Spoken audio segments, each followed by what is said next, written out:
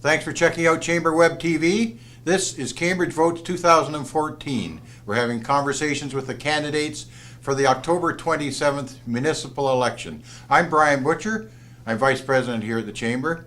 And this morning, it's my great pleasure to sit down with Mike Devine, candidate in Ward 2. Mike, welcome. Thanks, Brian. Thanks for taking the time to be here. Thanks for having me here. Are you having a good time? Yes, I've really enjoyed the campaign. I got knocked on a lot of doors. I've talked to a lot of people.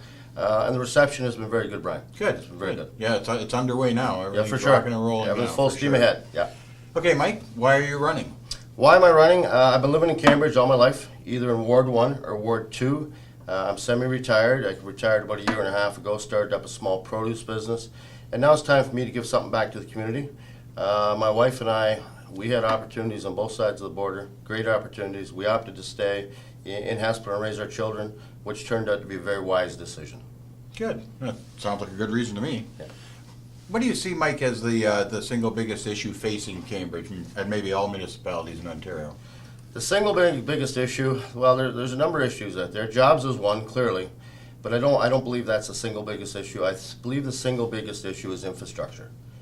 Okay, and I'm not talking about new infrastructure. I'm talking about replacement of infrastructure.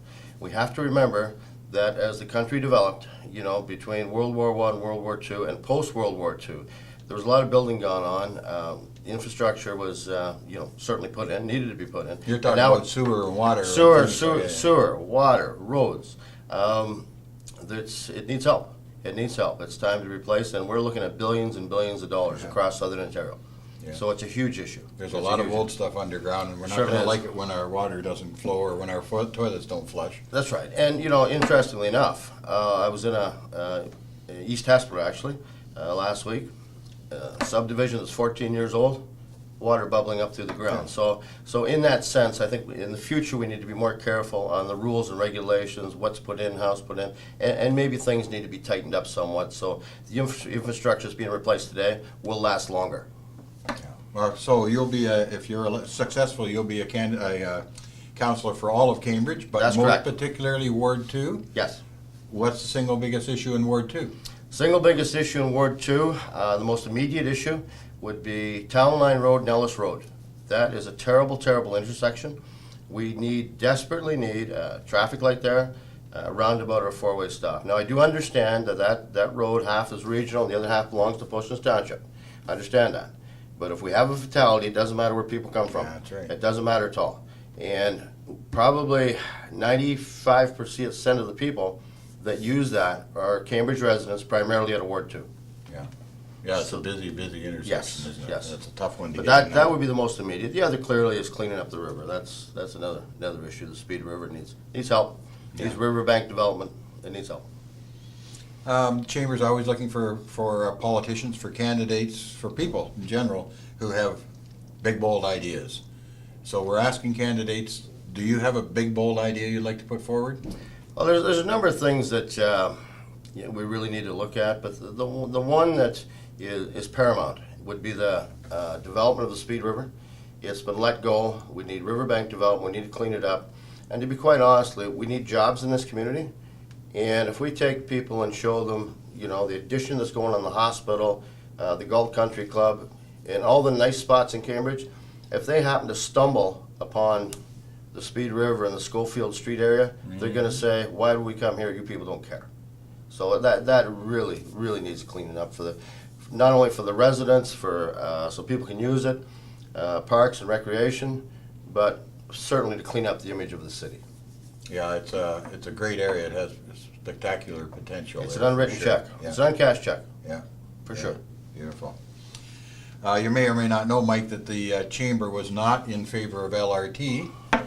Most particularly, we're not real thrilled about the idea that Cambridge gets to pay for it. Cambridge taxpayers, we get to pay our share, and we don't get our share of the service.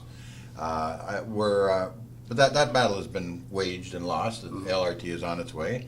We're wondering now if there are perhaps some opportunities to accelerate the process for Cambridge. We're not predicted to have LRT trains for decades.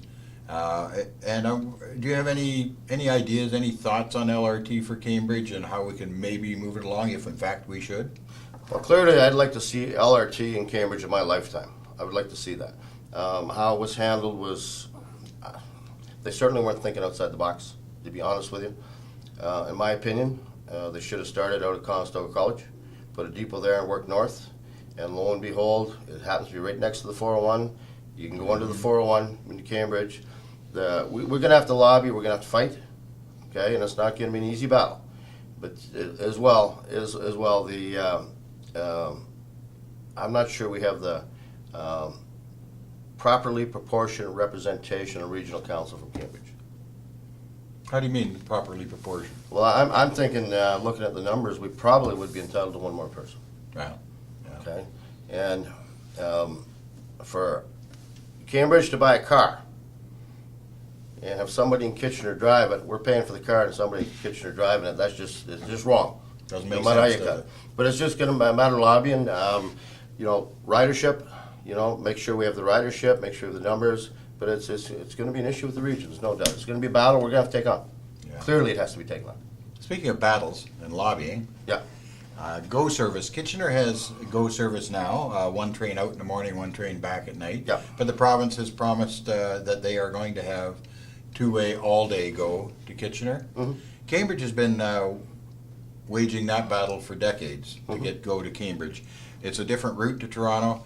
It's a quicker route, and much quicker, and it's a much less expensive route to develop. And yet GO is going to Kitchener. Don't take anything away from them, but the battle is still on for GO to Cambridge, and I'd like to know your opinion. Should we be looking at GO? Is it the right thing? GO is paramount in Cambridge. There's a number of things that certainly have been overlooked by the province over the years, and the GO train from Milton to Cambridge has been one of them. It's not just about getting people from Cambridge to the GTA. It's about bringing people from the GTA to here. We've all got ample industrial commercial land. 401 bisects our city. Two beautiful rivers. Let's bring some industry and some development to our community. And the GO train would help do that.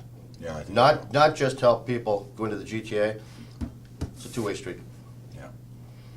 Where do you see Cambridge in the next 25 years, Mike? Where do I see Cambridge in the next 25 years? Clearly the GO train is here. Speed River. Families down there enjoying themselves, catching fish, kayaking, canoeing. Proper hospital, which is now underway. Okay? And an unemployment rate of about 2%. That's what I'd like to see Cambridge. That'd be nice. Cambridge in 25 years from now, sir. You think it's doable? 2% may not be doable, but the other things are. The other things are. To be realistic, but we have to fight. Okay, we have to lobby. And that's how we're going to get somewhere. We're not going to be getting anywhere by being quiet. Yeah, for sure. All right? Squeaky wheel. Those days are gone. Being quiet are gone. Yeah. We need to get our fair share of resources from the region in Cambridge, and Ward 2 needs to get the fair share of resources from the city.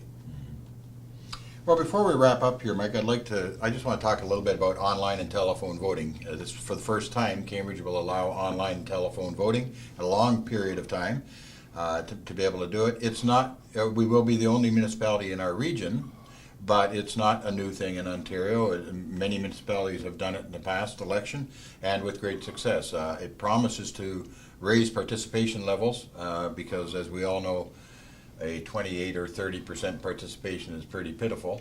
Hopefully it's going to change that. It's going to change probably the demographics of voters. I think a lot more young people will be tempted to vote, and hopefully have a conversation about voting and about the candidates among themselves.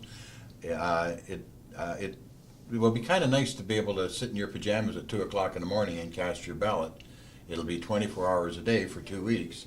I'm wondering what you think of online and telephone voting. Is this a good thing? What's it going to do?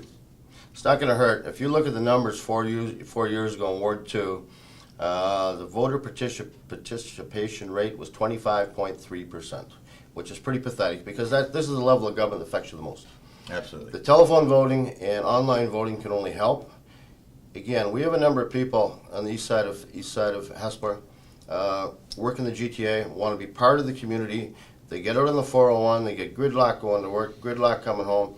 They may not be able to get home at 9 o'clock at night to vote. Right. Okay, and some of them do work weekends, so the early polls do not work for them. look at the advanced polls. So online voting and telephone voting, I think, is something is paramount. And hopefully, we can be nice to see that the voter turnout get up to about 45 or 50%. Boy, wouldn't that be That'd be beautiful. That would be lovely, Yeah. especially if they're informed voters, if they take That's a little correct. time to learn. Absolutely. That'd be great. Mike, is there anything you'd like to say directly to the voters of Ward 2 before we close? Yes, I would, Brian. As I said before, my wife and I have been living here all our lives. We opted to stay here. We had opportunities both sides of the border. Janice and I have been married 40 years. It's time for me to give something back to the community. Time for us to give something back to the community. There's a number of very, very concerning issues in Cambridge and in Ward 2, and I'm prepared to work on your behalf to speak a loud voice in City Council and make sure that Ward 2 gets their fair share of resources from City of Cambridge. And additionally, as a councillor representing everybody in Cambridge, make sure that we get our fair share of resources from the region, which up until now has not been happening. Grand River Light Rail Transit is case in point. Thank you very much, and I appreciate your support. Thank you. And I thank you again for tuning in to Chamber Web TV and taking advantage of the opportunity to listen to your candidates for the October 27th municipal election. On October 27th, remember, you can go to the polls, mark the old-fashioned paper ballot, which many of us will do, and I probably will, or you can go online between October 11th and 25th, online or by telephone, cast your ballot. Most important, one way or another, please do vote. It's your democratic right. Thank you, Mike Devine. Appreciate you being here today. Thank you, Brian. Best of luck in the campaign. Thank you. Thanks.